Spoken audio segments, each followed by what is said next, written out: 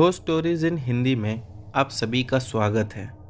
दोस्तों, अगर आप लोग इस चैनल पर नए हो तो इस चैनल को सब्सक्राइब कर लीजिए। जाकर हमारी दूसरी कहानियाँ ज़रूर देखें और सुनें। आप लोगों को बहुत मज़ा आएगा। साथ ही साथ डिस्क्रिप्शन बॉक्स में हमारा व्हाट्सएप का नंबर है और ईमेल आईडी का लिंक है। अगर आप में से कोई हमें अपनी कहानियाँ भेजना चाहता है तो उस लिंक पर क्लिक करके हमें अपनी कहानियाँ भेज सकता है। चलिए बढ़ते हैं हमारी कहानियों की ओर। दोस्तों, हमारी आज की कहानी साकेत की है। चलिए इनकी कहानी शुरू करते हैं। मेरा नाम साकेत है। मैं वैसे तो नॉर्थ इंडिया का रहने वाला हूँ, लेकिन किसी काम के सिलसिले में मुझे नॉर्थ ईस्ट इंडिया में जाकर रहना पड़ा था। दोस्तों, ये घटना तो आज से लगभग 19 साल पुरानी है। मैं आप लोगों को घटना कुछ विस्तार में बताना चाहूँगा, जिससे आप लोग उस घटना को बराबर ठीक से समझ पाए। मैं, मेरी पत्नी और मेरा एक बेटा था। मैं मेरे बेटे को राजू कहकर बुलाता था। हमारी फैमिली काफ़ी अच्छी थी। जब हम नॉर्थ ईस्ट इंडिया में जाकर रहने लगे तब शुरू में तो सब कुछ अच्छा चल रहा था। आने वाले 3 महीने के बाद कुछ ऐसा हो जाएगा ये हमने सोचा नहीं था। जिस जगह पर हम लोग रह रहे थे वहाँ से थोड़ी ही दूरी पर कहते हैं कि एक बहुत पुराना शमशान घाट था। कुछ लोगों का ऐसा मानना था कि वो शमशान घाट में आत्माएं आज भी मंडराती है। ये बात में कितनी सच्चाई थी ये हम नहीं जानते थे। मेरी जो पत्नी थी उसे भूत प्रेत के किस्से सुनना बहुत पसंद थे। एक दिन जब मैं काम पर से लौटा तो वो मुझसे कहने लगी कि वो शमशान घाट के पास जाने के लिए लोग मना करते हैं। क्या वहाँ सच में प्रेत आत्माएं होगी? मैंने उसे समझाते हुए कहा कि दोबारा ये सब सोचना भी नहीं और बोलना भी नहीं। कहते हैं कि जब भी कहीं पर भी आत्माओं की बात होती है तो वो बातों को सुनकर हमारे पास आते हैं। वो ये सुनकर हंसने लगी। कहने लगी कि तब तो मैं और ये बात कहूँगी ताकि वो आत्माएं आकर मुझसे मिले। मैंने उसे समझाया, उसके बाद वो मान गई। अगले दिन सुबह में रोज़ की रूटीन की तरह मैं अपने काम के लिए निकला। मेरा बेटा राजू वो भी स्कूल जाया करता था। वो भी स्कूल के लिए चला गया। लेकिन जब मैं काम पर से लौटा तब मैंने देखा कि मेरी पत्नी के बर्ताव में अब बहुत ज़्यादा चेंजेस नज़र आ रहे थे। लेकिन फिर भी मैंने इस पर ध्यान नहीं दिया। मुझे लगा कि शायद काम के टेंशन में वो ऐसी हो गई होगी, या हो सकता है आज काम काफ़ी ज़्यादा रहा होगा। मैंने उससे पूछा भी, क्या बात है, बहुत ज़्यादा घबराई हुई लग रही हो? वो कहने लगी कि कुछ नहीं है, आप टेंशन मत लो। उसके बाद हमने डिनर किया। डिनर के बाद मैं अपने बेड पर जाकर लेट गया। उस समय ठंडी चल रही थी। मैंने मेरी पत्नी से कहा कि ठंडी काफ़ी ज़्यादा है तो हम लोगों को दूध गर्म करके दे दे ताकि हम दोनों ही, यानी मैं और मेरा बेटा, दूध पीकर सो जाए। मेरी पत्नी किचन में दूध लाने के लिए गई और लगभग पौना घंटा हो चुका था कि वो दूध लाकर ही नहीं दे रही थी। ना ही तो मेरे कहने पर वो लौटकर मेरे पास आ रही थी।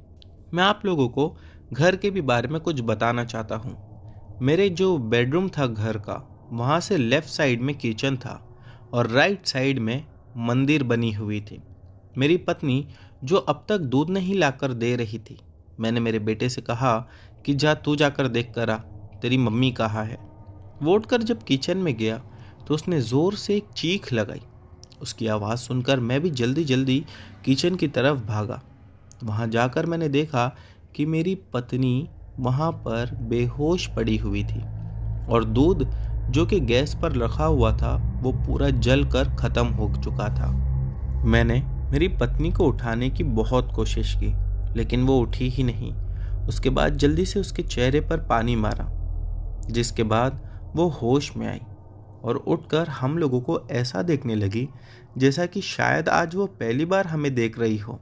यानी कि एकदम से ही ब्लैंक हो चुकी थी। उसे नहीं समझ में आ रहा था कि वो वहाँ कैसे पड़ी हुई थी। मैंने उसे उठाकर बेड पर लाया। मैंने उससे पूछा कि क्या हुआ था। वो कहने लगी, पता नहीं, मैं किचन में खड़ी थी, फिर मुझे ऐसा लगा कि आपने आवाज़ दिया तो मैं वहाँ से मुड़कर जैसे ही कमरे की तरफ आगे बढ़ी तभी सामने मंदिर देखकर मैं एकदम से डर गई। और फिर ऐसा लगा कि कोई मुझे खींचता हुआ मेरे मुंह को बंद करके किचन में ले जा रहा है। मैंने हाथ पैर मारने की भी बहुत कोशिश की, लेकिन उसके बाद मुझे कुछ याद नहीं। मैंने उससे कहा, मंदिर देखकर तू डर गई, ऐसा क्या है? मैं उठकर दोबारा से मंदिर को देखा तो बिल्कुल ठीक था। दोस्तों, यहाँ तक भी हो चुका था, लेकिन मैं पागल ये नहीं समझ पा रहा था कि शायद मामला कुछ अलग ही है। अब रात में हम लोग सो गए। करीब 1:30-2 बजे मेरी आवाज़ से आँख खुली। जब मैं उठकर देखा तो मेरी पत्नी कहीं पर भी दिखाई नहीं दे रही थी, और जो मेरा बेटा हमारे बीच में सोया करता था वो अब बिस्तर पर नहीं था। मैं उसे पहले ढूंढने लगा। जब मैंने देखा तो वो सामने जो हमारा हॉल या लिविंग रूम था वो वहाँ पर ज़मीन पर पड़ा हुआ था, और उसके चारों ओर लाल कलर का कुछ चीज़ बिखरी हुई थी जो देखकर समझ नहीं आ रही थी। मैंने जल्दी से कमरे की लाइट्स को ऑन किया और फिर देखा तो वो सिंदूर था जो चारों ओर उसके बिखरा था। मैं मेरी पत्नी को ढूंढने लगा तो मैंने देखा कि किचन में वो एक चाकू को धार कर रही थी, यानी पत्थर पर घिस रही थी। मेरा बेटा अब भी वहाँ पर सोया पड़ा था। मैं देखकर उसे जोर से चिल्लाया, क्योंकि उसका इतना भयानक रूप मैंने आज तक नहीं देखा था। उसके बाल पूरे खुले थे और उसने अपने भी मुंह पर सिंदूर लगा कर रखा था। उसके हाथ पैर में भी उसने कुछ अजीब सी चीज़ें डाल रखी थी। समझ नहीं आ रहा था वो क्या है, और ऐसा लग रहा था कि उसके हाथों पैरों पर किसी ने नाखूनों से नोच दिया है, जिस वजह से उसके हाथ पैर से खून भी जा रहा था। मैंने जब उसे चिल्लाकर आवाज़ दी, वो एकदम से मुझे देखी और वहीं पर वही छुरी लेकर दौड़ते हुए मेरी ओर आई कि वो मुझ पर हमला कर सके। मैं जल्दी से वहाँ से भागा और अपने बेटे के पास जाकर खड़ा हो गया। मुझे डर था कि कहीं वो मेरे बेटे पर हमला ना कर दे। ठीक वो कुछ वैसा ही करने वाली थी। मैंने उसे बहुत मुश्किल से रोका, लेकिन वो मुझसे कंट्रोल नहीं हो रही थी। 2 से 3 मिनट के बाद उसने मुझे धक्का दिया और फिर वो मेरे बेटे की ओर आगे बढ़ी। कहीं अब मुझे समझ आने लगा था कि क्यों जब वो मेरे कमरे में आ रही थी तो मंदिर देखकर वो डर गई थी। मैंने अपने बेटे को उठाया और तुरंत ही उसे गोद में लेकर मंदिर के सामने जाकर खड़ा हो गया, जिसके बाद मेरी बीवी आगे ही नहीं आ पा रही थी। मैं वहीं पर खड़ा था और अब मन बना लिया था कि शायद पूरी रात मुझे यहीं पर निकालनी पड़े। कुछ समय के बाद वो बिल्कुल नॉर्मल होकर मेरे पास आई। कहने लगी, अरे आप यहाँ क्या कर रहे हो? मैंने कहा, कुछ नहीं। कहने लगी, चलो सोते हैं। मैंने कहा, नहीं, अभी नहीं सोएंगे। तो कहने लगी, क्यों, क्या हुआ? मुझसे कोई गलती हुई क्या? वो ऐसा रिएक्ट कर रही थी जैसा उसे कुछ पता ही नहीं। मैंने कहा कि कुछ भी नहीं हुआ है। उसके बाद वही मंदिर के सामने ही हमने अपना बिस्तर लगाया और हम तीनों ही वहीं पर सोए। अगली सुबह उठकर मैं काम पर जाने की जगह सीधा अपने दोस्त के पास पहुंचा और उसे सारी बात बताया। अब मुझे इतना ज़्यादा डर नहीं था, क्योंकि घर पर मेरा जो बच्चा था वो नहीं था, वो स्कूल गया हुआ था। मैंने जब मेरे दोस्त को सारी बात बताई तो उसने कहा कि बात तो बहुत गंभीर है। काम करते साकेत, हम किसी पुजारी जी से जाकर मिलते हैं और उनको इसके बारे में बताते हैं। हम जाकर एक पुजारी जी से मिले और उन्हें ये सारी बात बताई। पुजारी जी ने तुरंत ही कहा कि ठीक है, मैं अभी इसी समय तुम्हारे साथ तुम्हारे घर पर चलता हूँ। हम पुजारी जी को घर पर ले आए।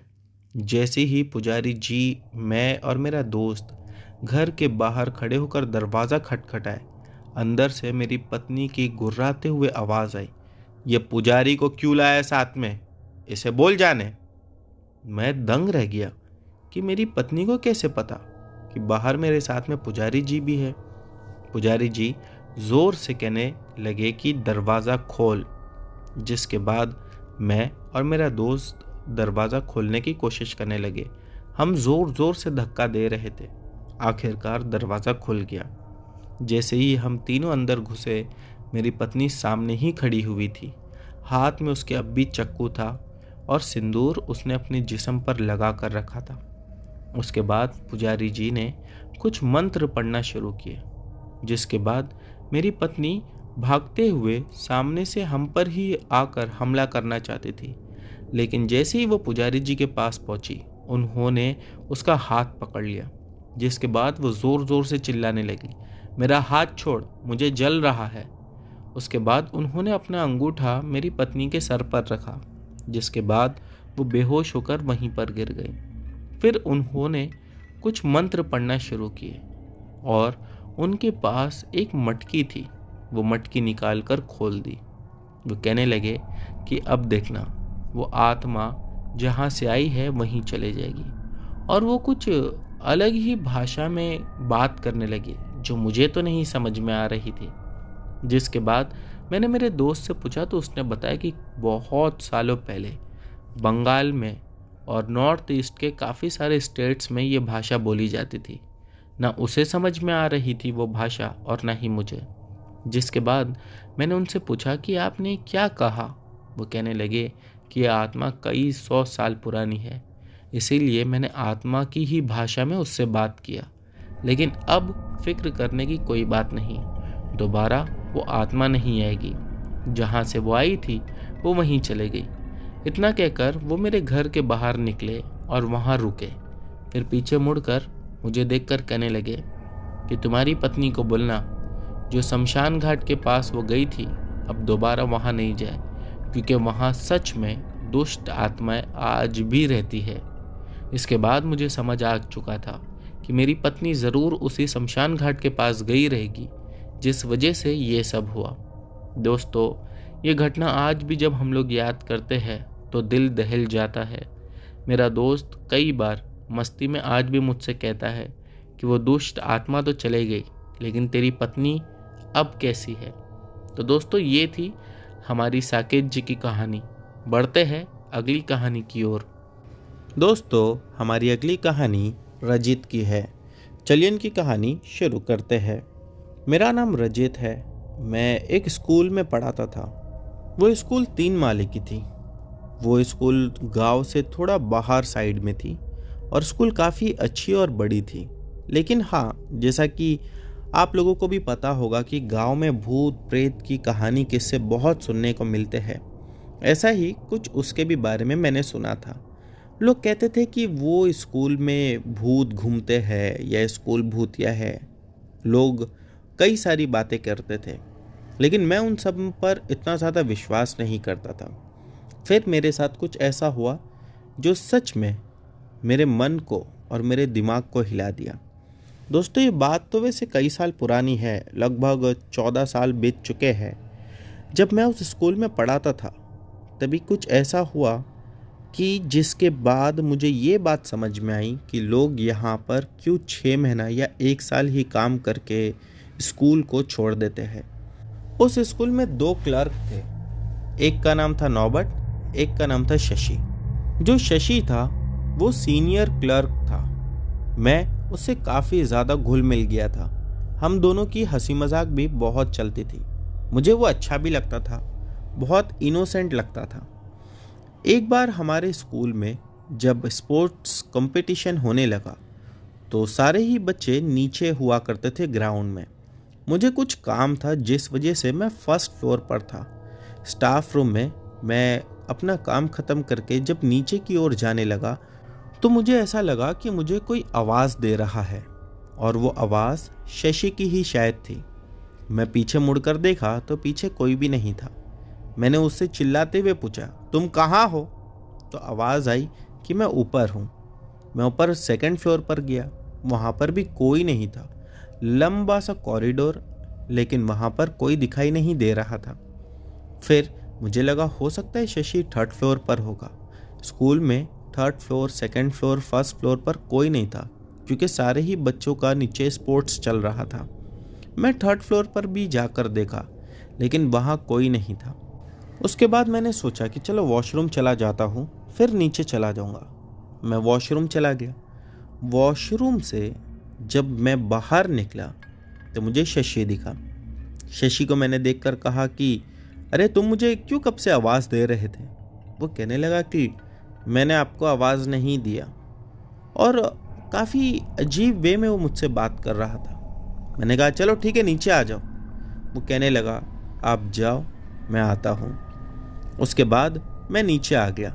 अचानक से मुझे काम याद आया, तो मैं कुछ 4 या 5 सीढ़ी उतरकर दोबारा पीछे मुड़कर देखा कि उसको वो काम बता दूं। लेकिन जब पीछे मुड़कर देखा तो वो कोई नहीं था। कॉरिडोर काफ़ी ज़्यादा लंबा था, फिर भी वो कहीं दिखाई नहीं दे रहा था। मैं फिर नीचे चला गया। स्पोर्ट्स का पूरा दिन ख़त्म हुआ। उसके बाद अगले दिन जब मैं स्कूल दोबारा गया तो मैंने शशि को मिलकर पूछा कि कल तुम कहाँ चले गए थे। वो कहने लगा कहाँ चले गया था मतलब?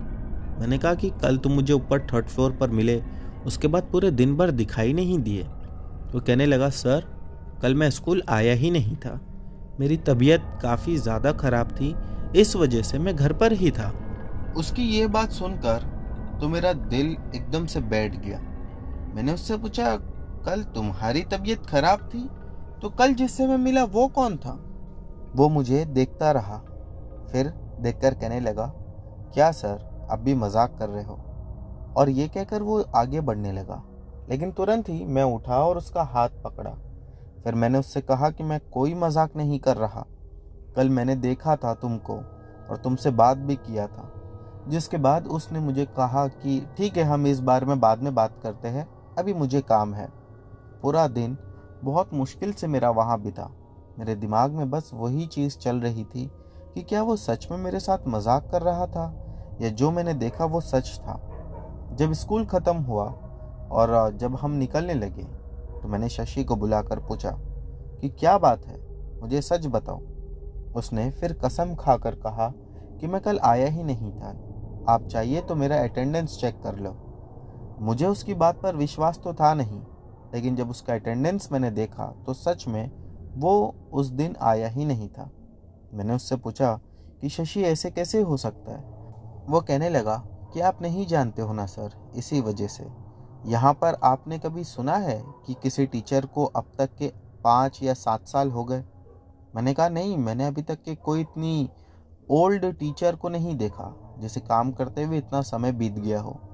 फिर उसने कहा कि सर ऐसे ही यहाँ पर होता है, यहाँ जो भी टीचर आती है वो कुछ ही समय में काम छोड़ कर जाती है। या तो उनके साथ कोई अनहोनी होने लगती है या फिर वो किसी चीज़ से भयभीत हो जाती है। मैंने शशि को कहा तुम्हें यहाँ काम करते हुए कितना समय हुआ? वो कहने लगा कि सिर्फ मैं और दूसरा जो क्लर्क है, हम दोनों ही यहाँ पर बहुत सालों से काम कर रहे हैं। मैंने कहा कि तुम्हें डर नहीं लगता? वो कहने लगा कि डरने की बात तो अलग है, लेकिन हाँ, अब इतने साल हो चुके हैं तो हमें ये चीज़ पता है कि कब कहाँ हमें नहीं होना चाहिए। मैंने उसकी ओर देखा, फिर मैंने कहा कि पहेलियाँ मत बुझाओ, मुझे सच सच बताओ क्या बात है। वो कहने लगा कि सर बात कुछ ऐसी है कि 3rd फ्लोर का जो बॉयज़ टॉयलेट है वहाँ पर, जो लेबोरेटरी रूम है वहाँ पर, यहाँ कभी भी आप अकेले नहीं जाना। मैंने कहा क्यों? फिर उसने बताया कि कहते हैं कि दिन के समय भी यहाँ पर आत्माओं के होने का एहसास हो जाता है, बाकी आप स्कूल में कहीं पर भी घूम सकते हो। फिर उसने कहा कि लेबोरेटरी का भी कुछ ऐसा ही मामला है। मैंने कहा यानी कि?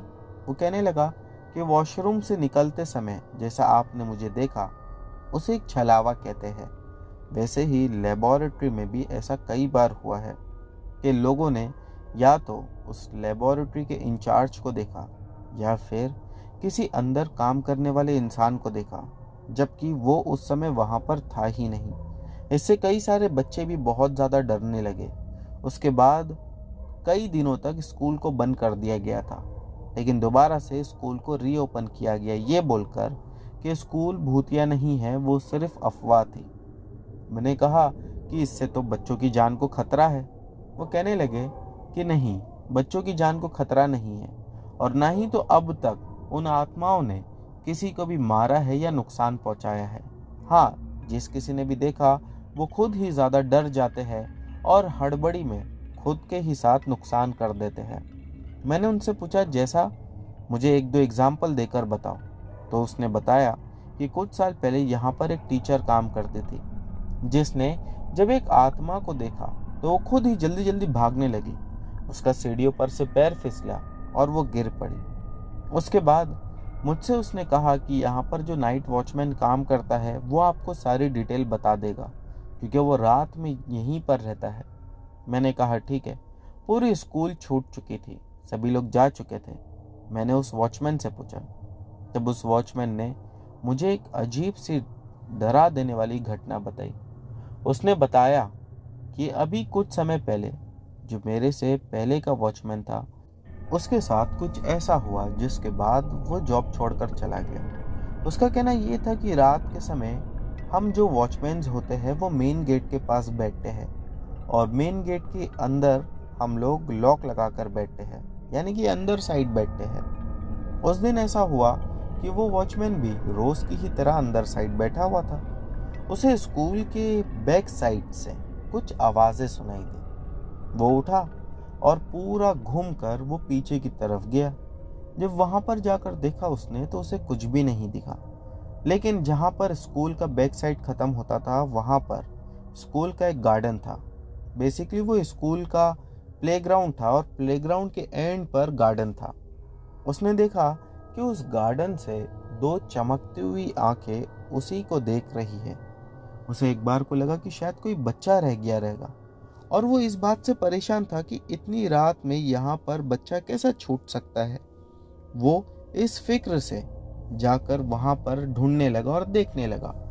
जैसे ही वो उस गार्डन के पास पहुंचा, उसने देखा कि वहां पर एक नहीं बल्कि कई सारी चमकती हुई आंखें दिखाई दे रही थी। अंधेरे में उनका शरीर तो नहीं दिख रहा था, लेकिन हाँ, वो आंखें दिखाई दे रही थी। फिर धीरे धीरे करके एक एक आंखें बाहर, यानी कि पेड़ों के पीछे से निकलने लगी। इसी के साथ उसका ये भी कहना था, वो आंखें हवा में उड़ रही थी या अंधेरे की वजह से उनका शरीर नहीं दिख रहा था। बस उस वॉचमैन के साथ कुछ ऐसा हुआ जिसके बाद वो तेज गति से वहां से भागने लगा। उसका पैर फिसला, वो जमीन पर गिरा और फिर उसे पैरालाइज हो गया। वो वहां पर सुबह तक उसी प्लेग्राउंड पर तड़पता रहा, लेकिन कोई उसे उठाने वाला नहीं था। सुबह में जब स्कूल खुला और बच्चे आए तब लोगों ने उसे देखा, वो वहां पर पड़ा हुआ था। कहते हैं कि वो तब तक तो वहां पर बेहोश हो चुका था, लेकिन उसे जब होश आया तब उसका शरीर बिल्कुल काम नहीं कर रहा था। आज भी वो अपने घर वालों पर अब बोझ बनकर रह गया है। मैंने उस वॉचमैन से ये सारी बात सुना। फिर मैंने कहा कि शशि ने तो कहा कि वो आत्माएं किसी को नुकसान नहीं पहुंचाती। उस वॉचमैन ने कहा, बिल्कुल सही कहा, वो आत्माएं किसी को नुकसान नहीं पहुंचाती है, लेकिन अगर कोई उनके पास जाए या उन्हें देखने की ढूंढने की कोशिश करे तो वो अपना कुछ रूप दिखाती है जिससे इंसान डर जाता है। जिसके बाद उसने ये भी कहा कि आपको पता है सर, रात के समय मैंने भी कई बार आवाज़ें सुना है। मैंने कहा सच में? वो कहा कि अगर आपको विश्वास नहीं है तो आज रात आप भी रुक कर देखो। मैंने कहा कि आपके साथ क्या हुआ था? उसने बताया कि रात में मुझे भी कुछ आवाज़ें सुनाई देती है, लेकिन कभी मैं पीछे नहीं जाता। शुरू में तो मैं डर के मारे गेट को लॉक करके बाहर साइड बैठा करता था, लेकिन फिर ऐसा लगता था कि अंदर से कोई मुझे खींच रहा है, यानी कि अंदर की तरफ बुला रहा है। समझ नहीं आता है कि वो कौन है, क्या शक्ति है। और फिर मैं अंदर बैठने लगा। मुझे तो कई बार ऐसा भी लगता है कि ऊपर छत पर से, यानी स्कूल की छत पर से कोई मुझे मेरा नाम देकर आवाज़ लेकर बुला रहा है। और जब भी मैं ऊपर देखता हूँ तो ऊपर अंधेरे के सिवा कुछ नहीं दिखाई देता। फिर उसने बताया कि सर, एक बार तो मैंने स्कूल का जो मेन गेट है जहाँ से बच्चे अंदर एंटर होते हैं उसे लॉक किया था और उसके बाहर बैठा हुआ था। ऐसा लगा कि मेन गेट को कोई जोर जोर से खटखटा रहा है और वो मानो बाहर आना चाहता है। मैं गेट के पास गया और जाकर जोर से चिल्लाया, कौन है वहाँ, क्या चाहता है? तभी अंदर से कुछ अजीब सी आवाज़ आई। ऐसा लगने लगा जैसा कि 2-4 लोग खड़े होकर आपस में कुछ बात कर रहे हैं, लेकिन हाँ, उनकी आवाज़ काफ़ी ज़्यादा डरावनी लग रही थी। मैंने इसी वजह से अपने कान को उस दरवाजे पर लगाया, तो उसके बाद मेरे कान में से अपने आप खून आने लगा। दोस्तों उसके बाद जब उसने मुझे अपना कान दिखाया तो उसके कान पर एक गहरा कट का निशान भी था। वो कहने लगा कि उस दिन मैं समझ चुका था कि जो कुछ भी मेरे आसपास होता है या मुझे महसूस होता है या दिखाई देता है, उनकी चीज़ों में मैं ना ही पढ़ूँ तो अच्छा है। और सर उस दिन के बाद से ठीक ऐसा ही हुआ। मुझे अब कोई फ़र्क नहीं पड़ता, क्योंकि अब मुझे समझ में आ चुका है कि जब तक कि मैं उन लोगों की चीज़ें जानने के लिए या उन्हें देखने के लिए आगे ना जाऊँ, तब तक वो लोग मुझे नुकसान नहीं पहुँचाते। इसी के साथ मेरा फ़ायदा ये हुआ कि मुझे यहाँ नौकरी करने पर दुगनी पगार मिलती है। दोस्तों इस घटना के बाद मैंने वो बच्चों का एक सेमेस्टर कंप्लीट किया पूरा, और उसके बाद उस स्कूल को छोड़कर चला गया। कहा जाता है आज भी वो स्कूल वहीं पर है, और लोग कहने वाले ये भी कहते हैं कि अब भी उसमें आत्माएं हैं। मैं नहीं जानता कि इसमें कितनी सच्चाई है, लेकिन हाँ, अब जैसा कि हमारा बढ़ता भारत काफ़ी ज़्यादा डेवलप्ड हो चुका है, तो हो सकता है कि वो आत्माएं अब वहाँ नहीं होगी, क्योंकि दोस्तों आत्माएं अपने रहने के लिए सुनसान जगह ही ढूंढती है। उस समय उस स्कूल के आसपास कोई बिल्डिंग्स नहीं थी, लेकिन हाँ, अब उस स्कूल के आसपास भी बस्ती बन चुकी है और लोग वहाँ पर रहने आ चुके हैं। तो दोस्तों अब बढ़ते हैं हमारी अगली कहानी की ओर। दोस्तों हमारी अगली कहानी इशिका की है। चलिए इनकी कहानी शुरू करते हैं। मेरा नाम इशिका है और मैं एज अ नर्स काम करती थी। जो घटना आज मैं आप लोगों को बताने जा रही हूँ, ये 1999 की घटना है। दोस्तों उस समय मुझे मेरे कलीग ने बताया कि एक जगह पर होम नर्स की रिक्वायरमेंट है, तुझे उनके ही घर पर रहकर उनका ध्यान रखना है। आप लोग उससे कह सकते हो कि मैं नर्स भी थी और एक केयर टेकर भी थी। उस घर में सिर्फ एक ही बूढ़ा आदमी था, जिसकी उम्र लगभग 70 से 75 के बीच की होगी। उसे अब आंखों से दिखना बंद हो चुका था। जब मैं उसके घर पर जाने के लिए रेडी हुई, तब टर्म्स एंड कंडीशन वो लोगों ने कुछ ऐसे रखे थे कि महीने में सिर्फ संडेज़ को मैं अपने घर जा सकती हूँ। मेरा घर वहाँ से काफ़ी दूर भी था, लगभग 50 से 55 किलोमीटर की दूरी पर मेरा घर होगा। लेकिन वो जो बंगला था, जिस बंगले में वो एक बूढ़ा आदमी रहता था, वो बंगला बहुत किनारे पर था और ऐसा लगता था एकदम वीरान जगह पर है। आसपास कोई भी बस्ती वहाँ पर नहीं थी। मैं वहाँ जाकर रहने लगी और अपने काम पर ध्यान देने लगी। मैं शुरू में गई तो पहले दिन से ही मुझे ऐसा लगता कि कोई मुझे पीछे से देख रहा है, या हर समय ऐसा एहसास होता कि कोई मेरे साथ हर समय घूम रहा है। वो बंगला 5 कमरे का था, काफ़ी बड़ा था, और वो बूढ़ा आदमी एक ही कमरे में रहता था। सुबह में वहाँ पर काम करने के लिए एक मेड आती थी, जो कि काम करके जल्दी से निकल जाती। मैं अगर उस मेड से कहती कि आज ये काम कर दो, वो काम कर दो, तो वो बार बार एक ही चीज़ कहती कि मैं ज़्यादा समय यहाँ रुक नहीं सकती। एक दिन मैंने उससे पूछ ही लिया, क्या बात है, तुम हर बार यही बात कहते हो कि मैं ज़्यादा समय यहाँ रुक नहीं सकती। वो बहाना मारने लगी, कहने लगी कि नहीं, मुझे दूसरी जगह भी काम करना होता है इस वजह से। लेकिन उसके चेहरे से साफ पता चल रहा था कि वो कुछ छुपा रही है। उसके बाद एक दिन कुछ ऐसा हुआ जो मेरी समझ से परे था। मैं अपने काम में बिजी थी कि मुझे ऐसा लगा वो बूढ़ा आदमी अपने कमरे से बैठकर मुझे ही देख रहा है। और जब मैंने पीछे मुड़कर देखा तो दरवाज़ा कमरे का खुला था। मैं बाहर हॉल में थी, वो आदमी बेडरूम से मेरी ओर देख रहा था। मुझे ऐसा लगा कि ये कहीं अंधा होने का नाटक तो नहीं कर रहा। मैंने जानबूझकर पानी लेकर उसके मुंह पर मार दिया। थोड़ा सा ही पानी था, ये देखने के लिए कि ये डरता है या अपनी पलकें झपकाता है, लेकिन वैसा कुछ नहीं हुआ। उस दिन ये रियलाइज़ हो चुका था मुझे कि ये आदमी पक्का ही अंधा है, इसे नहीं दिखता है। सवाल ये था फिर हर समय मुझे ऐसा क्यों लगता था कि ये बूढ़ा आदमी मुझे ही घूर रहा है। एक दिन जब भी मैं बाहर गार्डन में घूम रही थी, तभी अचानक से मुझे ऐसा लगा कि अंदर से उस बूढ़े आदमी ने मुझे आवाज़ देकर बुलाया।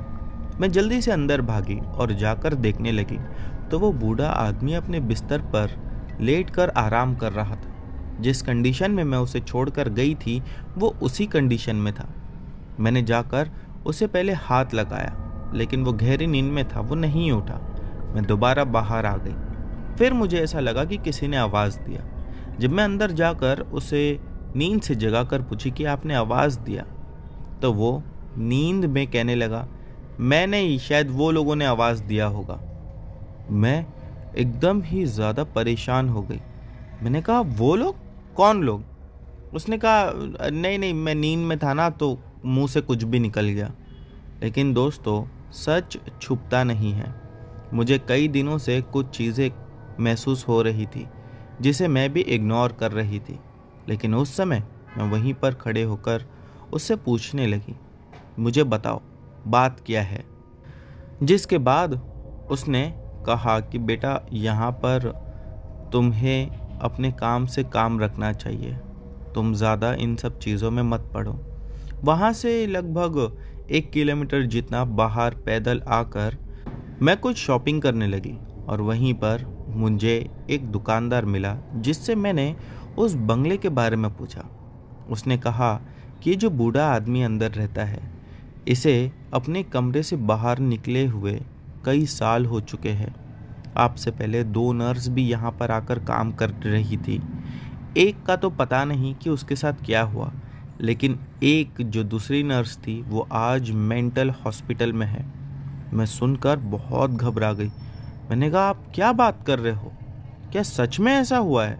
वो कहने लगा, हाँ, अगर तुम्हें विश्वास नहीं है तो रात के समय सिर्फ उस बूढ़े आदमी को ही देखते रहना, वो नींद में ही कुछ बातें करने लगता है। उस दुकानदार की बात सुनकर मुझे कुछ अजीब सा तो लगा। फिर उसने कहा कि आज रात में तुम जाना और उसे अच्छे से देखते ही रहना, तुम्हें समझ में आ जाएगा। मैंने कहा, ठीक है। मैं उस बंगले में चले गई। रात होने का इंतज़ार करने लगी। जैसे ही रात हुई, मैं उसके कमरे का दरवाज़ा खुला ही रखी थी और दरवाजे को सट कर खड़ी हुई थी। मैंने देखा कि वो नींद से उठा, अपने बेड पर बैठा और आसपास बातें करने लगा। कुछ हल्की सी आवाज़ें मुझे भी सुनाई दे रही थी। ऐसा लग रहा था कि कोई अदृश्य इंसान है वहाँ पर जो उससे बात कर रहा है। फिर मैंने एक आवाज़ सुनी। वो आवाज़ ने मुझे अंदर तक तोड़ दिया था। वो आवाज़ ये थी कि कोई उस बूढ़े आदमी से कह रहा था, इस नर्स को यहाँ से निकाल दे। ये सुनना था कि मैं समझ चुकी थी। मैं तुरंत ही अपने कमरे में गई और भागकर जाकर दरवाज़ा बंद कर दिया। अगली सुबह जब हुई तब मैं उस बूढ़े आदमी के पास गई और मैंने कहा कि मुझे अब यहाँ से जाना है। वो मुझसे पूछने लगा कि क्यों जाना है। मैंने कहा, नहीं, बस अब मुझे जाना है, मैं यहाँ नहीं रह सकती। मैंने अपना सारा सामान उठाया और वहाँ से निकलकर अपने घर के लिए चले गई। दोस्तों, कहते हैं ना कि सबसे ज़्यादा प्यारी चीज़ इंसान को खुद की जान होती है। अगर मैं वहाँ रहती तो मेरी मौत निश्चित थी। तो दोस्तों, अब बढ़ते हैं हमारी अगली कहानी की ओर। दोस्तों, हमारी अगली कहानी हमारे एक सब्सक्राइबर भाई ने भेजी है। इन्होंने अपना नाम बताने से मना किया है, तो चलिए इन्हें काल्पनिक नाम अक्षत दे देते हैं। अब इनकी कहानी शुरू करते हैं। मैं आप लोगों को बता दूं कि मैंने ऐसा कुछ पहली बार अपनी लाइफ में देखा था। मैं उस समय 12 या 13 साल का रहा होऊंगा। मुझे एकदम ठीक से तो याद नहीं, लेकिन हुआ यूं था कि सिर्फ मम्मी मेरे पापा से कहती थी कि घर में कुछ तो हो रहा है, कोई चिमटी काटता है या यूं कहो कि कोई नाखून चुबाता है। कई बार उन्हें ऐसा लगता कि कोई उन्हें मारता है, और पापा को भी इस बात पर यकीन था। जो हमारा घर था वो दिल्ली में था, जहाँ मैं बचपन से ही रहता था। वैसे तो हम यूपी से बिलोंग करते हैं, पर हम दिल्ली में स्टार्टिंग से ही रहते हैं। तो हुआ यूँ कि मम्मी पापा तो साथ में ही रहते थे। रात के समय जब सोने के लिए वो लोग अपने कमरे में अपने बेड पर लेटते, तो ऐसा लगता कि मम्मी को कोई चिमटी काटा। मम्मी तब पापा को बोलती कि आपने चिमटी क्यों काटा। पापा कहते कि मैंने कुछ नहीं किया। ऐसा ही चलता रहा। फिर कुछ दिन बाद जब पापा उठे तो कभी पापा की पीठ पर तो कभी पापा के फेस पर सिंदूर या हल्दी लगी रहती थी। मम्मी कहती भी थी कि ये सब क्या है। पापा को भी समझ नहीं आ रहा था, क्योंकि मम्मी रात में तो सिंदूर लगा के सोती नहीं थी। ये सब नॉर्मल नहीं था, यानी ऐसा लगता था कि कुछ अजीब सा हो रहा है। एक दिन मेरे पापा मम्मी में किसी बात को लेकर बहस हो गई। पापा मम्मी से 2 दिन बात नहीं किए थे और उनके बीच में बात भी नहीं हो रही थी। न ही पापा घर पर खाना खा रहे थे, वो बाहर से ही खाना खा कर आ जाया करते। वो समय गर्मी चल रही थी, गर्मी का मौसम था और गर्मी ऐसी कि पूछो मत। वैसे तो हम 5 भाई बहन थे और मेरे मम्मी पापा, जो रात में अब इस समय अलग रूम में सो रहे थे, अकेले, जिसका एक डोर अंदर और एक बाहर की तरफ खुलता था। और पापा मम्मी की बहस के कारण बाकी सब अंदर वाले रूम में सो रहे थे और पापा अकेले ही। रात के 12:30 बजे होंगे कि हमारे घर की लाइट चले गई। अब गर्मी का मौसम था तो बिना पंखे के हालत ही खराब हो गई थी और रूम में भी एकदम सन्नाटा सा छा गया था। फिर 2 या 4 मिनट बाद उस सन्नाटे में बाकी लोगों के घर के पंखे और लाइट चलने की आवाज़ आने लगी। मम्मी ने कहा, लाइट तो बाकी घरों में है, सिर्फ हमारे ही घर में शायद नहीं है, क्योंकि वहाँ से तो आवाज़ें आ रही है। तो पापा को भी गर्मी लगी तो उन्होंने चेक किया, देखा कि हमारे वहाँ की जो एमसी थी वो गिरी हुई थी, जो कि मेन स्विच थी। फिर पापा ने जाकर उसे ऊपर किया तो लाइट आ गई और हम सब फिर अपनी अपनी जगह सोने चले गए।